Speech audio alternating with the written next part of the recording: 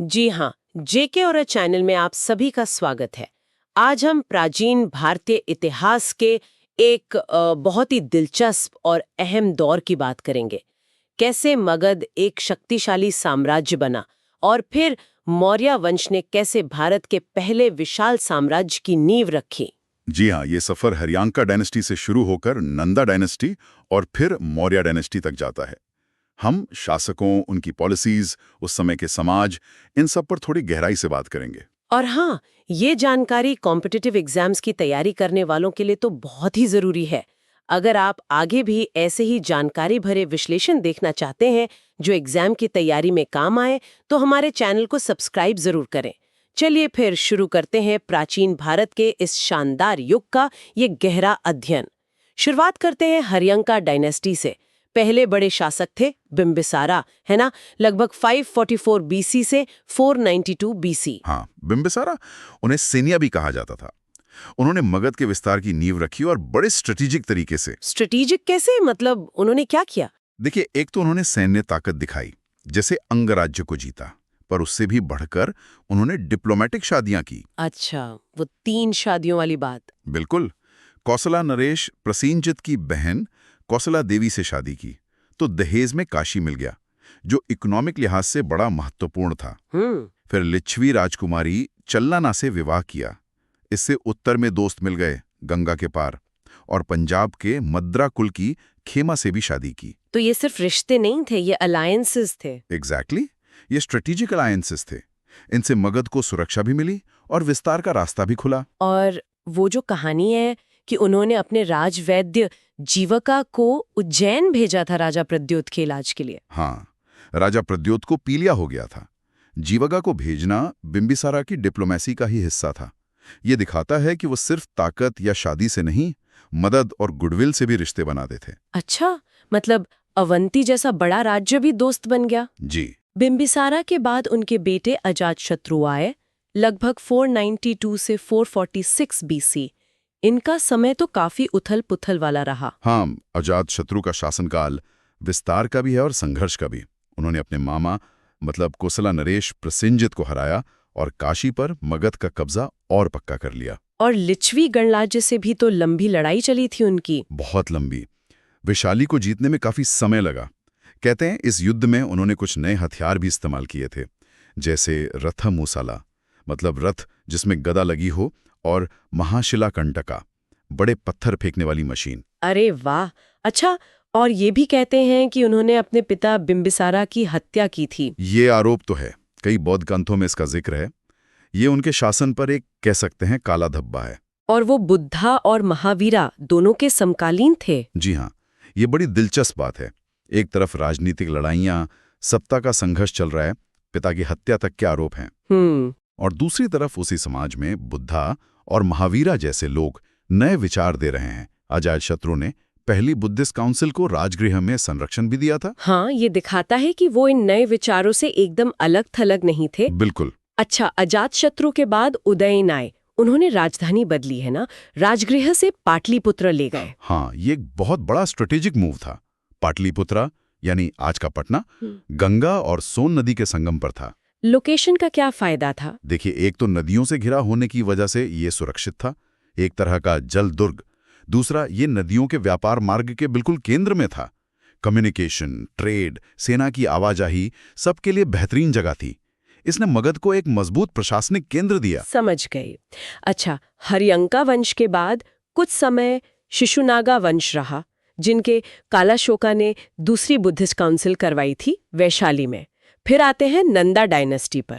इसके संस्थापक महापद्मानंदा, उन्हें एकराट कहा जाता था। इसका क्या मतलब है? एकराट मतलब एकमात्र शासक या संप्रभु। पुराणों में उन्हें सर्वक्षत्रांतक भी कहा गया है, यानी क्षत्रियों का नाश करने वाला। क्षत्रियों का नाश करने वाला। हाँ, इसका मतलब शायद ये है कि उन्होंने उस समय के कई क्षत्रिय राजाओं को हराकर एक बहुत बड़ा साम्राज्य बनाया। कुछ स्रोत कहते हैं कि वो खुद शायद निम्न कुल से थे, शूद्र मूल के। ओह! अगर ये बात सही है, तो एक नान क्षत्रिय का एकराट बनना और क्षत्रियों को हराना, ये उस समय के सामाजिक ढांचे के लिए बहुत बड़ी बात थी। ये उनकी ताकत और एम्बिशन दिखाता है। और नंदा साम्राज्य था भी बहुत बड़ा और शक्तिशाली, लेकिन आखिरी शासक धनानंदा के समय में वो अलेक्जेंडर वाला आक्रमण हुआ 326 BC। जी, धनानंदा अपनी विशाल सेना के लिए जाने जाते थे, पर शायद थोड़े अलोकप्रिय भी थे। अलेक्जेंडर का आक्रमण हुआ जरूर, पर वो पश्चिम उत्तर भारत तक ही रहा, व्यास नदी से आगे नहीं बढ़ा। क्यों? नंदा सेना से डर गए थे? वजह मिली जुमी थी। उनकी सेना थक चुकी थी, घर वापस जाना चाहती थी। और हाँ, उन्होंने नंदा साम्राज्य की विशाल सेना के बारे में सुना भी था। लेकिन इसी दौरान वो मशहूर बैटल ऑफ हाइडास्पेस हुई, झेलम नदी के किनारे। अलेक्जेंडर और राजा पोरस के बीच? बिल्कुल। पोरस हार गए, लेकिन लड़े बहुत बहादुरी से। अलेक्जेंडर भी उनकी वीरता से काफी प्रभावित हुआ था। तो अलेक्जेंडर सीधे मगध तक नहीं आया? नहीं, वो पश्चिमोत्तर से ही लौट गया। लेकिन उसके जाने से उस इलाके में एक पावर वैक्यूम बन गया, जिसका फायदा फिर चंद्रगुप्त मौर्य ने उठाया। अच्छा, इन राजवंशों के साथ साथ समाज और इकोनॉमी में भी बदलाव आ रहे थे। वो मिट्टी के बर्तन, northern black polished wares, NBPW। हाँ, NBPW उस दौर की एक पहचान है। बहुत ही चमकीले काले बर्तन। ये दिखाते हैं कि बर्तन बनाने की तकनीक काफी उन्नत हो गई थी। शायद अमीर लोग इस्तेमाल करते थे। इनका मिलना दिखाता है कि व्यापार भी अच्छा चल रहा था। और सिक्के, पंच मार्क्ड कॉइन्स? जी, चांदी के बने पंच मार्क्ड कॉइन्स, ये भारत के शुरुआती सिक्के माने जाते हैं। इन पर अलग अलग निशान ठोक कर बनाए जाते थे। इनसे व्यापार करना आसान हो गया। सोने के निश का और सतमाना का भी जिक्र है, पर वो शायद धातु के टुकड़े ज्यादा थे, स्टैंडर्ड सिक्के कम। और खेती में लोहे का इस्तेमाल? आयरन प्लाउशेयर, ये बहुत बड़ा बदलाव था। गंगा के मैदानों की भारी मिट्टी को लोहे के फाल से जोतना आसान हुआ। खेती बढ़ी, उपज बढ़ी। Agricultural surplus? हाँ, इसी एग्रीकल्चरल सरप्लस से बड़े शहर बसे, बड़ी सेनाएं रखी जा सकीं। इसीलिए इस दौर को हड़प्पा के बाद भारत का सेकंड ऑर्गेनाइजेशन कहते हैं। व्यापार और क्राफ्ट भी ऑर्गेनाइज हो रहे थे? श्रेणीज मतलब गिल्ड्स? बिल्कुल। कारीगरों और व्यापारियों के अपने अपने संगठन थे, जिन्हें श्रेणीज कहते थे। ये लोग मिलकर नियम बनाते थे, क्वालिटी कंट्रोल करते थे, नए लोगों को सिखाते थे और कभी-कभी बैंक जैसा काम भी करते थे। अच्छा, बैंक जैसा भी? हाँ, मतलब जमा लेना या शायद कर्ज देना। ये दिखाता है कि इकोनॉमी कितनी ऑर्गेनाइज्ड हो रही थी। और गांव के मुखिया को भोजका कहते थे। टैक्स सिस्टम कैसा था उस समय? भागा नाम का टैक्स था? हाँ, भागा मुख्य टैक्स था, उपज का छठा हिस्सा, मतलब 16th। एक और टैक्स था बाली, जो शायद पहले अपनी मर्जी से दिया जाता था, पर बाद में जरूरी हो गया। कुछ अमीर किसान भी थे, गाहपतीस, जो मजदूरों से खेती करवाते थे। तो इसी पृष्ठभूमि में नंदा वंश का अंत हुआ और मौर्य डायनेस्टी की शुरुआत हुई। चंद्रगुप्त मौर्य ने धनानंदा को हराया, कौटिल्य की मदद से। हाँ, ये भारतीय इतिहास का एक टर्निंग पॉइंट था। लगभग 322 BC में चंद्रगुप्त मौर्य ने पाटलिपुत्र पर कब्जा किया। इसमें कौटिल्य, जिन्हें चाणक्य या विष्णुगुप्त भी कहते हैं, उनकी भूमिका बहुत अहम मानी जाती है। मुद्रा राक्षसा नाटक इसी बारे में है ना? जी, विशाखादत्ता का नाटक मुद्रा राक्षसा इसी घटना पर आधारित है। हालांकि वो लिखा काफी बाद में गया था। वो दिखाता है कि कैसे कौटिल्य की बुद्धि और चंद्रगुप्त की वीरता ने मिलकर नंदा शासन को खत्म किया। चंद्रगुप्त ने सिर्फ नंदा को ही नहीं हराया, बल्कि पश्चिमोत्तर में अलेक्जेंडर के जनरल सेल्यूकस निकैटो को भी हराया था। हाँ, लगभग 305 BC में। ये भी एक बड़ी जीत थी। इसके बाद एक संधि हुई। संधि में क्या हुआ? सेल्यूकस ने सिंधु नदी के पश्चिम का बड़ा इलाका, आज का अफगानिस्तान और बलूचिस्तान का हिस्सा, चंद्रगुप्त को दे दिया। बदले में चंद्रगुप्त ने उन्हें 500 हाथी दिए। 500 हाथी? हाँ, और इसी संधि के तहत सेल्यूकस ने अपनी बेटी हेलेना की शादी चंद्रगुप्त से की और अपने राजदूत मेगास्थनीज को पाटलिपुत्र भेजा। अच्छा, तो मेगास्थनीज ऐसे आया था? उसकी किताब इंडिका तो बहुत फेमस है। बिल्कुल, इंडिका हमें मौर्य काल की बहुत सी जानकारी देती है। हालांकि वो पूरी किताब आज मौजूद नहीं है, बस दूसरे लेखकों के राइटिंग्स में उसके हिस्से मिलते हैं। इकॉनमी, समाज, इन सब पर एक डिटेल्ड गाइड है। इन दोनों के अलावा अशोक के अभिलेख और बौद्ध ग्रंथ जैसे जातक कथाएं, दीपवंशा, महावंशा, दिव्यादाना, ये सब मौर्य इतिहास जानने के बहुत महत्वपूर्ण सोर्स हैं। चंद्रगुप्त के बाद उनके बेटे बिंदुसारा राजा बने, लगभग 298 से 273 BC। यूनानी लेखकों ने उन्हें अमित्रोकेटिस कहा है। जी, अमित्रोकेटिस का मतलब शायद अमित्रघात है, यानी दुश्मनों का नाश करने वाला।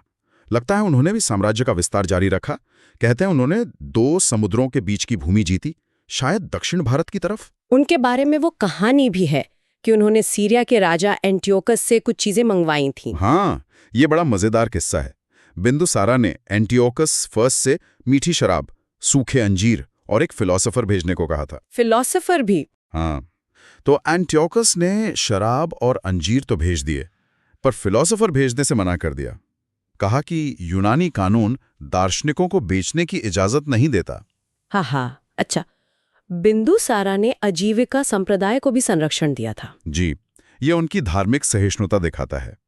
और फिर बिंदुसारा के बाद आए महान शासक अशोका द ग्रेट, लगभग 268 से 232 बीसी। कहते हैं उन्हें गद्दी आसानी से नहीं मिली थी। हाँ, कुछ बौद्ध ग्रंथ कहते हैं कि उत्तराधिकार के लिए भाइयों में लड़ाई हुई थी और अशोक ने अपने भाइयों को मारकर गद्दी हासिल की। उनके मंत्री राधागुप्त ने इसमें मदद की थी, पर ये बातें कितनी सच हैं कहना मुश्किल है। लेकिन उनके जीवन का सबसे बड़ा मोड़ तो कलिंगा वॉर था, 261 बीसी। बिल्कुल, राज्याभिषेक के 8 साल बाद। कलिंग यानी आज का उड़ीसा एक शक्तिशाली राज्य था। उसे जीतना जरूरी था, पर युद्ध बहुत भयानक हुआ।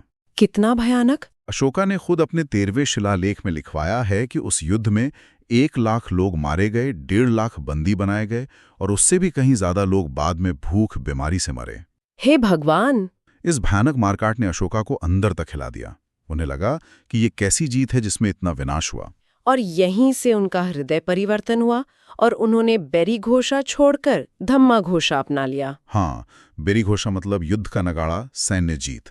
धम्मा घोषा मतलब धम्म की आवाज, यानी नैतिकता और शांति से जीत। उन्होंने तय किया कि अब वो हथियार से नहीं, धम्म से लोगों का दिल जीतेंगे। तो अशोका का धम्मा क्या था? क्या ये बुद्धिस्ट रिलीजन था? देखिए, अशोका खुद बौद्ध बन गए थे और उन्होंने बौद्ध धर्म को फैलाया भी बहुत, लेकिन उनका धम्मा सिर्फ बौद्ध धर्म नहीं था। वो एक तरह की मॉरल कोड थी, नैतिक नियम थे जो सभी धर्मों की अच्छी बातों पर आधारित थे। जैसे अहिंसा मतलब जानवरों की बलि न देना, बड़ों का आदर करना, ब्राह्मणों और भिक्षुओं का सम्मान करना, दासों और नौकरों से अच्छा बर्ताव करना, सच बोलना, कम खर्च करना और सबसे जरूरी, सभी धर्मों और संप्रदायों के प्रति सहिष्णुता रखना। अच्छा, तो ये एक यूनिवर्सल मॉरल कोड जैसा था। हाँ, एक तरह से साम्राज्य को नैतिक रूप से जोड़ने की कोशिश थी। और इसे फैलाया कैसे उन्होंने? उन्होंने अपने संदेश पत्थर के शिलालेखों और स्तंभों पर खुदवाए, जिन्हें एडिक्ट्स कहते हैं। ये पूरे साम्राज्य में लगाए गए ताकि सब लोग पढ़ सकें। अच्छा। उन्होंने धम्मा महामाता नाम के खास अफसर नियुक्त किए, जिनका काम ही धम्म का प्रचार करना और लोगों को नैतिक रास्ते पर चलाना था। उन्होंने लोगों की भलाई के बहुत काम किए, सड़कें बनवाईं, सराय बनवाईं, पेड़ लगवाए, कुएं खुदवाए, इंसानों और जानवरों के लिए अस्पताल खुलवाए। और अपने बेटे महेंद्र और बेटी संघमित्रा को श्रीलंका भेजा था। जी हाँ, बौद्ध धर्म के प्रचार के लिए। ये जो एडिक्ट्स हैं, शिलालेख और स्तंभलेख, ये तो अशोका को जानने के लिए सबसे पक्के सबूत हैं। इन्हें जेम्स प्रिंसेप ने पढ़ा था सबसे पहले। बिल्कुल, 1837 में। ये बहुत बड़ी खोज थी। इन अभिलेखों की ब्राह्मी लिपि को पढ़ना एक क्रांति जैसा था। इससे हमें अशोका के बारे में सीधी जानकारी मिली। ये किस भाषा और लिपि में है? ज्यादातर अभिलेख प्राकृत भाषा में हैं, जो उस समय आम लोगों की भाषा थी। लिपि मुख्य रूप से ब्राह्मी है, जो बाएं से दाएं लिखी जाती है। लेकिन साम्राज्य के पश्चिमोत्तर हिस्से में, अफगानिस्तान वगैरह में, ग्रीक और अरामेक लिपियों का भी इस्तेमाल हुआ है। और खरोष्ठी लिपि भी मिली है, जो दाएं से बाएं लिखी जाती है। इतनी सारी लिपियां, ये क्या दिखाता है? ये दिखाता है कि उनका साम्राज्य कितना बड़ा और डाइवर्स था, और वो हर इलाके के लोगों तक अपनी बात पहुंचाना चाहते थे। इन अभिलेखों में अशोका का नाम देवानामी प्यादसी मिलता है। हाँ, ज्यादातर अभिलेखों में यही उपाधि है, देवानामी पियादस्सी, मतलब देवताओं का प्रिय, देखने में प्रिय। ये राजा की एक तरह की डिवाइन लेजिटिमिटी और अच्छे इरादे दिखाता है। लेकिन उनका असली नाम अशोका भी कहीं मिलता है। जी हाँ, 4 छोटे शिलालेख हैं, मास्की और ब्रह्मागिरी कर्नाटक में, निट्टूर आंध्र प्रदेश में और गुज्जारा मध्य प्रदेश में, जहां उनका नाम अशोका लिखा मिलता है। इससे पक्का हो जाता है कि देवानामी पियादस्सी अशोका ही थे। अच्छा, कुछ खास शिलालेखों की बात करें, वो 13वां शिलालेख तो कलिंगा युद्ध के बारे में है। और कौन से अहम है? बहुत सारे अहम हैं, जैसे 7वां और 12वां शिलालेख, जिनमें वो सभी धर्मों के प्रति सहिष्णुता की बात करते हैं। कहते हैं कि सभी संप्रदायों का सम्मान करना चाहिए। ये तो आज भी बहुत रेलेवेंट है। बिल्कुल। पहले शिलालेख में वो पशु बलि और कुछ तरह के समारोहों पर रोक लगाते हैं। 5वें में धम्मा महामत्ता की नियुक्ति की बात है। 6ठे में कहते हैं कि वो हमेशा प्रजा के काम के लिए उपलब्ध हैं। ये सब उनकी सोच बताते हैं। और स्तंभ लेख, पिलर एडिक्ट्स, उनमें क्या खास है? वो रुमिनदेई वाला स्तंभ लेख? स्तंभ लेख ज्यादातर पॉलिश किए हुए पत्थर के खंभों पर हैं। भाषा प्रकृत और लिपि ब्राह्मी ही है। दिल्ली टोपरा स्तंभ पर 7 आदेश एक साथ मिलते हैं। रुमिनदेई पिलर एडिक्ट जो लुम्बिनी नेपाल में है इसलिए खास है क्योंकि वो बताता है कि अशोका खुद बुद्ध के जन्म स्थान गए थे। अच्छा। और वहां उन्होंने टैक्स कम कर दिया था। धार्मिक जगह होने के कारण भूमि कर भागा घटाकर एक आध कर दिया था। ये उनकी निजी आस्था और सरकारी काम का सीधा सबूत है। अशोका के बाद मौर्य साम्राज्य का पतन शुरू हो गया। आखिरी शासक बृहद्रथा थे जिन्हें उनके सेनापति पुष्यमित्र शुंगा ने मार दिया। अब जरा मौर्य प्रशासन पर आते हैं। कौटिल्य की सप्तांग थ्योरी क्या थी? सप्तांग थ्योरी मतलब राज्य के 7 अंग। अर्थशास्त्र में बताया गया है कि एक राज्य के लिए 7 चीजें जरूरी हैं: राजा, स्वामी, अमात्य, मंत्री या बड़े अधिकारी, जनपद, इलाका और लोग, दुर्ग, किला, कोष, खजाना, दंड, सेना या सजा देने की शक्ति, और मित्र, सहयोगी राज्य। अच्छा, ये 7 पिलर हैं एक तरह से। हाँ, कौटिल्य कहते हैं कि राज्य तभी मजबूत होगा जब ये 7 अंग ठीक से काम करेंगे। इतने बड़े साम्राज्य को चलाते कैसे थे? प्रोविंसेस थे? जी हाँ, साम्राज्य कम से कम 5 बड़े प्रांतों में बटा था। उत्तरापथा, राजधानी टैक्सिला; अवंतीपथा, राजधानी उज्जैन; दक्षिणापथा, राजधानी सुवर्णगिरी; प्राच्यपथा, राजधानी टौसाली; और बीच का प्रांत जिसकी राजधानी पाटलिपुत्रा थी। इन प्रांतों में गवर्नर होते थे जो अक्सर राजकुमार ही होते थे। और सेंटर में कौन से बड़े अधिकारी थे? कई थे, जैसे समाहर्ता जो रेवेन्यू कलेक्शन का हेड था, सनिधाता जो ट्रेजरी देखता था, सीताध्यक्षा जो सरकारी जमीन की खेती देखता था, शुल्काध्यक्षा जो टोल टैक्स वगैरह वसूलता था, और अशोक ने वो नया पद बनाया था धम्म महामात्ता। टैक्स सिस्टम कैसा था? भागा के अलावा और भी टैक्स थे? भागा उपज तो था ही। हिरण्य नाम का टैक्स था जो शायद नकद में लिया जाता था। प्रणाया आपातकालीन कर था। पिंडकारा गांव से लिए जाने वाला सामूहिक कर हो सकता है। सेना के रखरखाव के लिए सेना भक्तम भी था। मतलब काफी डिटेल्ड टैक्स सिस्टम था। न्याय व्यवस्था के बारे में बताएं। वो 2 तरह के कोर्ट थे, धर्मस्थिया और कंटाकसोधाना। हाँ, धर्मस्थया न्यायालय एक तरह से सिविल कोर्ट था। इसमें लोगों के आपसी झगड़े जैसे जमीन, जायदाद, शादी, कॉन्ट्रैक्ट के मामले सुने जाते थे। इसके जज को व्यवहारिका कहते थे। और कंटाकसोधाना? वो क्रिमिनल कोर्ट जैसा था। इसमें राज्य के खिलाफ अपराध, चोरी, डकैती, विद्रोह जैसे मामले देखे जाते थे। ये राज्य की सुरक्षा से जुड़े मामलों पर ज्यादा ध्यान देता था।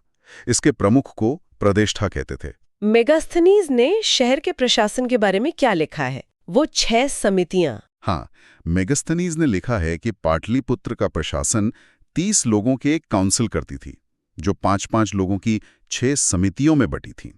हर समिति का अपना काम था, जैसे इंडस्ट्री देखना, विदेशियों का ध्यान रखना, जन्म मृत्यु का रिकॉर्ड रखना, व्यापार देखना, माल चेक करना, टैक्स वसूलना। काफी ऑर्गेनाइज्ड लगता है ये तो। बहुत। इसी तरह सेना का मैनेजमेंट भी 6 समितियां करती थीं। पैदल सेना, घुड़सवार, रथ, हाथी, नौसेना और ट्रांसपोर्ट सप्लाई। मेगास्थनीज ने पाटलिपुत्र शहर की भी बहुत तारीफ की है। गंगा सोन के किनारे बसा, लकड़ी की विशाल दीवार, 570 टावर, 64 दरवाजे, बहुत भव्य शहर बताया है। अब आते हैं समाज पर। वर्ण व्यवस्था तो थी ही, लेकिन मेगास्थनीज ने 7 वर्ग बताए हैं। हाँ, ये बड़ा इंटरेस्टिंग पॉइंट है। भारतीय ग्रंथों में तो 4 वर्ण, ब्राह्मण, क्षत्रिय, वैश्य, शूद्र का जिक्र है, लेकिन मेगास्थनीज ने शायद काम के आधार पर 7 वर्ग देखे। फिलोसोफर्स, दार्शनिक; फार्मर्स, किसान; हंटर्स, शेपर्ड्स, शिकारी चरवाहे; ट्रेडर्स, आर्टिजन्स, व्यापारी शिल्पी; वॉरियर्स, सैनिक; ओवरसियर्स, निरीक्षक जासूस; और काउंसलर्स, मंत्री पार्षद। तो ये वर्ण और पेशे का फर्क है शायद। हो सकता है, या ये भी हो सकता है कि समाज की असलियत इन दोनों के बीच कहीं थी। मेगास्थनीज ने किसानों को सबसे बड़ी संख्या में बताया है। महिलाओं की स्थिति कैसी थी? अर्थशास्त्र क्या कहता है? अर्थशास्त्र के हिसाब से महिलाओं को कुछ अधिकार थे। उन्हें दोबारा शादी करने की, पति के न होने पर नियोग की इजाजत थी। उन्हें कुछ संपत्ति रखने का अधिकार था। वो सरकारी नौकरी भी कर सकती थी, जासूस या राजा की अंगरक्षक भी बन सकती थी। अच्छा। हाँ, और तलाक की भी व्यवस्था थी। 8 तरह की शादियों का भी जिक्र है। अंत्याजा यानी बिना जाति वालों का भी उल्लेख है। तो मतलब उस जमाने के हिसाब से देखें तो स्थिति एकदम खराब नहीं लगती, कुछ अधिकार तो थे। तो ये था पूरा सफर मगध के उदय से लेकर मौर्य साम्राज्य के बनने और फिर अशोका के शासन तक। कैसे एक क्षेत्रीय ताकत भारत के पहले महान साम्राज्य में बदली। हर्यंका, नंदा, फिर मौर्य, चंद्रगुप्त की जीत, बिंदुसारा का शासन और अशोका का वो कलिंगा युद्ध के बाद का बदलाव और उनका धम्मा, और साथ ही मौर्य प्रशासन, अर्थव्यवस्था, समाज की बातें। हाँ, मौर्य साम्राज्य की विरासत बहुत गहरी है। उन्होंने पहली बार भारत के बड़े हिस्से को एक पॉलिटिकल यूनिट बनाया। उनका एडमिनिस्ट्रेशन सिस्टम बाद के कई साम्राज्यों के लिए मॉडल बना। अशोका की धम्मा पॉलिसी, उनकी सहिष्णुता की बातें, ये आज भी रेलेवेंट हैं।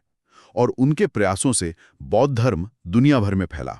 ये भारतीय इतिहास का एक सुनहरा दौर था। और अब श्रोताओं के लिए एक सवाल छोड़ जाते हैं। आज की दुनिया में जहां पॉलिटिक्स और इंटरनेशनल रिलेशंस इतने बदल गए हैं, क्या कौटिल्य की सप्तांगा थ्योरी यानी राज्य के 7 अंगों का सिद्धांत आज भी कोई मायने रखता है? और क्या अशोका के धम्मा के सिद्धांत, सहिष्णुता, अहिंसा, जन कल्याण आज के नेताओं और समाज को कोई रास्ता दिखा सकते हैं? कॉम्पिटिटिव एग्जाम्स के लिए और जानकारी और ऐसे ही विश्लेषण के लिए जीके ऑरा चैनल को सब्सक्राइब करना ना भूलें। अगले सत्र तक सीखते रहिए।